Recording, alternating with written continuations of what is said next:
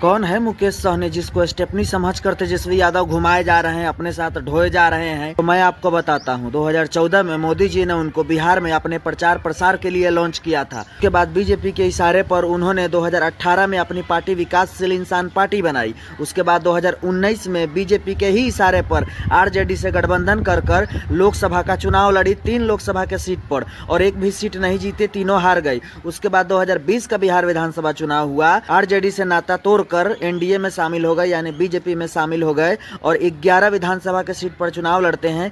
3 विधायक उनके जीत के आते हैं, जो वर्तमान में तीनों विधायक बीजेपी के साथ में है।